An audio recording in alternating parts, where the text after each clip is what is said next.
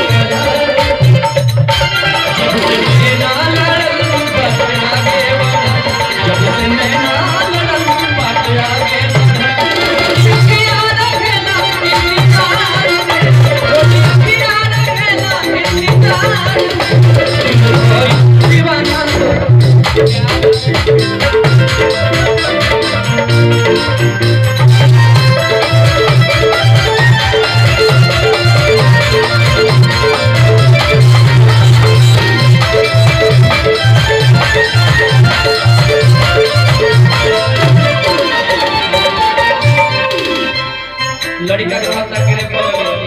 के